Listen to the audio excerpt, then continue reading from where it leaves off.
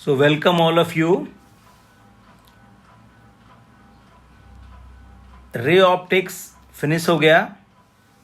आज से हम लोग स्टार्ट करने वाले हैं एक नया पार्ट ऑप्टिक्स का जिसका नाम है wave optics. Before we start the deep study of wave optics, we should know about little bit of the history of the study of light.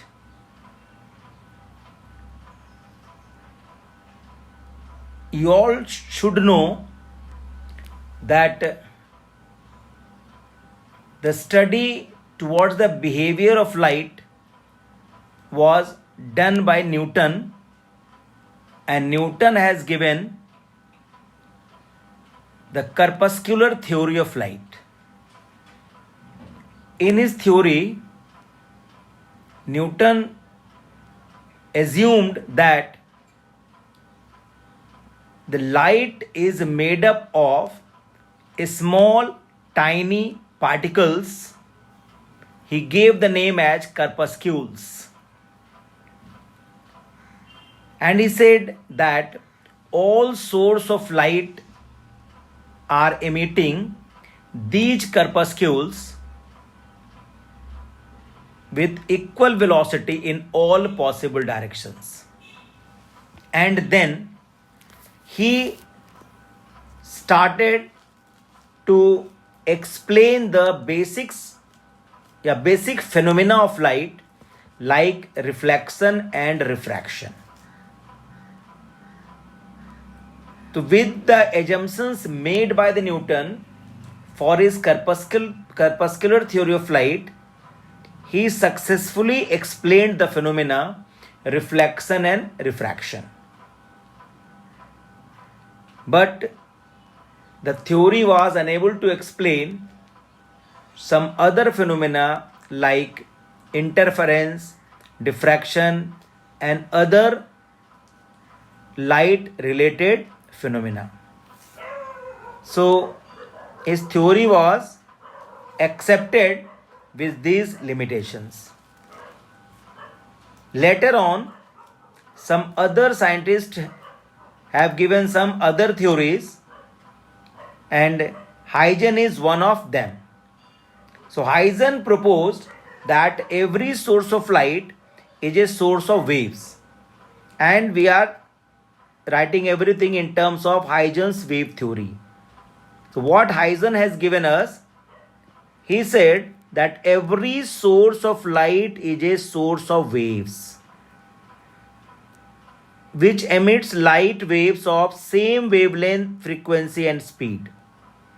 So every source of light is emitting waves with equal speed in all directions. So these waves travel in the medium with equal velocity in all directions. And here comes a problem, because Huygens said that even light needs a medium to travel at that time. Nowadays we know light is an electromagnetic wave, and these electromagnetic waves can travel even in vacuum. But when Huygens was given his theory, there was no concept of electromagnetic waves.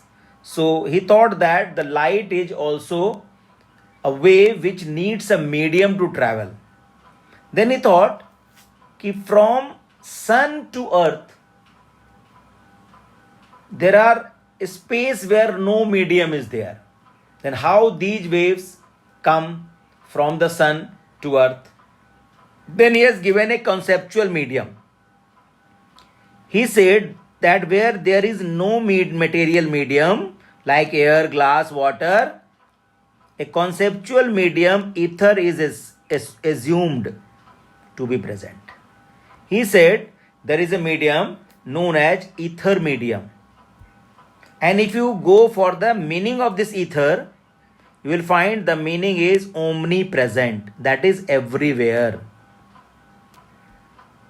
So Huygens has given the concept of a medium even where there is no material medium. And he said that where there is no material medium, the wave propagates in terms of vibrations of these ethereal particles. So these are called Huygens wave theory. Then he has given a concept of wave front. Very important. Wave front. He said wave front is the locus of all such particles vibrating in the same phase. Vibration is always there in the wave because wave propagates in the medium in terms of vibrations of particles of the medium. Right? So vibration is always there with a wave. He said wave front is the locus of all such particles vibrating in the same phase. Now you see, if there is a source here and waves are emitting from this source, so waves are emitting in all directions with equal velocity. Then after certain time t, if the speed is c, then c into t is the radius. That is the distance traveled by a wave in a specific direction. And if we join all the particles locus, then what we get? In 2 dimensions we get a circle, in 3 dimensions we get a sphere. So in that sphere or in this 2 dimension, in this circle, all the particles are in the same phase because they have started at the same time moving, vibrating, moving in a specific direction with same nature of vibration. So ultimately, if they are on this surface, they are vibrating in the same phase. So this locus is called wavefront. And this is called, the shape is spherical. So if we are thinking in 3 dimension or in the space, the shape is spherical. So the wavefront is spherical wavefront. Similarly, if we think of a line source, then waves are emitting from this line source in all directions, and ultimately after certain time the particles are on a cylindrical surface. So this wavefront is called cylindrical wavefront. Right? So we have got 2 types of wavefront. One is spherical wavefront, one is cylindrical wavefront. What is the shape of source? For spherical wavefront, the shape is either a point or we can have a small spherical source also.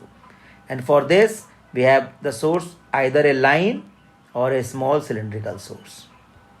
So we have these 2 basic types of wavefront suggested by Huygens. Now come to the third wavefront, that is also very important, and that is plane wavefront. We use plane wavefront more in the topic. So a small portion of a large spherical or cylindrical wavefront is a plane wavefront. So plane wavefront is nothing but a small part of a big spherical wavefront or a big cylindrical wavefront. Just like that, when we see the surface of our earth, if we see the ground, football ground, the ground appears to be flat. But actually, earth is not a flat, but it's a spherical body. So because the shape of that earth is very large, so a small portion, that is that ground, appears to be flat. And that is the concept of plane wavefront. So if we have a very big surface, very big spherical surface, and if we consider a small part, then that appears to be plane wavefront.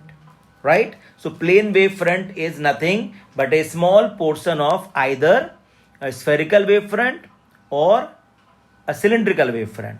So if in the examination you are asked a question, what should be the source of plane wavefront, then you can say very easily the source, the shape of wavefront is plane, and the source is either a point source or a line source, and a small portion of that spherical wavefront or cylindrical wavefront is called a plane wavefront. Now the next is the direction of propagation of waves is always perpendicular to the plane of wavefront. This also we have to remember. If wave is moving in a specific direction, and these are first spherical wavefronts, and if we take small portions, these are plane wavefronts. So the direction of propagation is always perpendicular to the wavefront, right? This also we have to remember always. In the Huygens wave theory, we have these important points. The direction of propagation is always perpendicular to the plane of wavefront. Okay, now before starting the Huygens theory of secondary wavelets, we should know what type of questions are being asked in the examination. Some questions related to wavefront. The very first is, draw the shape of wavefront for point source, spherical source, or a line source. Then how do we draw it? So for this point source, we can draw the shape is spherical. For a small spherical source, the shape is once again spherical. And for a line source, the shape is cylindrical. So we can draw this. For a point source, spherical. For a small spherical source, spherical. For a line source, it is cylindrical. So we can draw the diagram, the shape of wavefront for point source, for spherical source, and for line source. The second question is, a parallel beam of light incident on a convex lens and converges to focus. Draw the incident and refracted wavefront.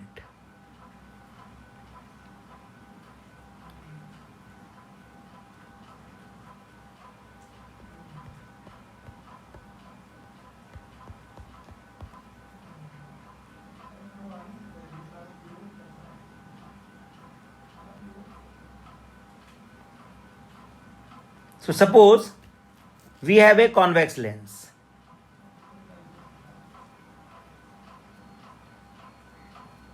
This is a principal axis and a parallel beam of light incident on it. Then after refraction, the rays are converges to focus. Now you see, the parallel beam are coming from infinity. So if we draw some wavefront, that is plane. But here, the wavefront is gradually decreasing in size. So the incident wavefront is plane and refracted wavefront is spherical. Right? Similarly, if we have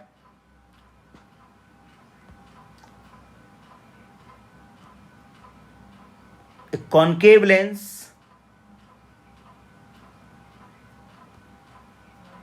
and if the rays are coming from infinity, the ray diverges.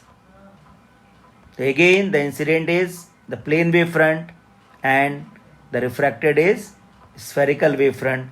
So this is plane, this is spherical, right? So in this way, we can draw the incident wavefront as well as the reflected wavefront, right? Suppose we have a prism and a parallel beam of light falls here and finally goes like this. So the incident is plane, the emergent is also plane, plane, plane, right? In this way, we can solve the problems based on the wavefront. Suppose we have a mirror, concave, and rays are coming from infinity and finally it is converges to focus. Again, we can draw, these are the plane wavefronts and these are spherical wavefront. So incident is plane and this is spherical. So we can easily draw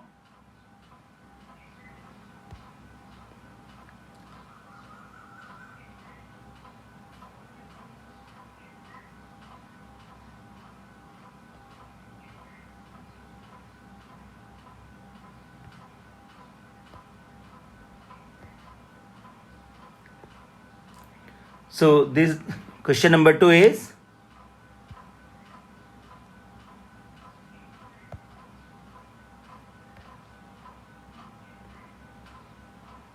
so a parallel beam of light falls on a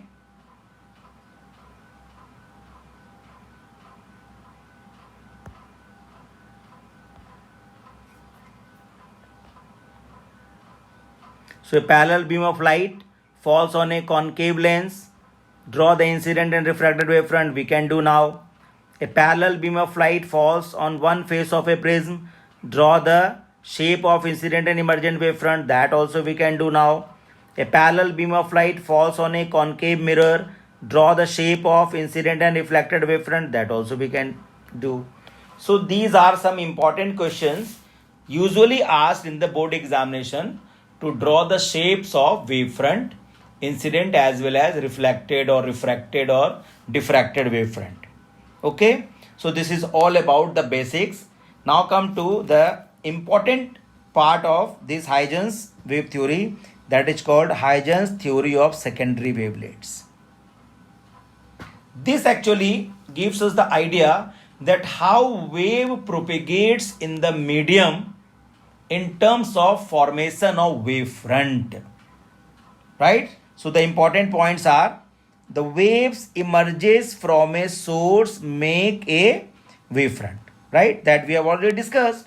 And that wave, first wave made is called primary wavefront, right? Then the wavefront is having all vibrating particles and the particles are vibrating in the same phase. So every particles of a wavefront are in the same phase and work as secondary source of light. This is the main point. What Huygens said, that every particle of wavefront acts as secondary source of light. That is why the name is secondary wavelets. He said that every vibrating particle of a wavefront works as a source of wave and starts emitting the waves of same nature with same speed and once again in all possible directions, and start emitting waves of same nature with same speed and form secondary wavefront. Now the secondary wavefront which is formed by the primary becomes a primary and forms another secondary wavefront, right? So in this way every wavefront made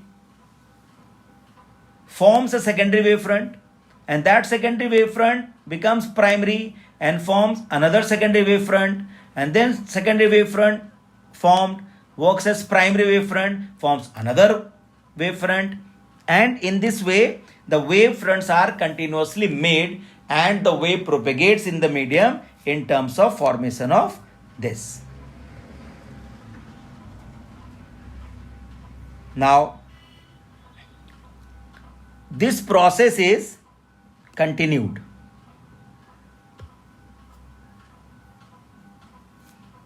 So this process is continued, formation of the secondary wavefronts by every primary wavefront, and in this way the waves propagate in the medium in terms of formation of wavefronts.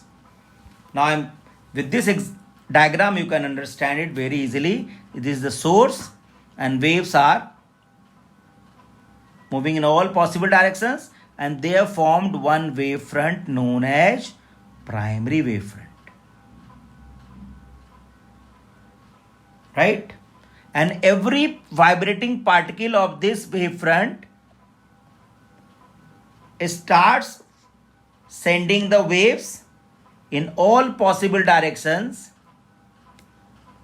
and they are forming their own wavefronts shown by these small circles. Now if we imagine a plane touching these points, so this is your secondary wavefront.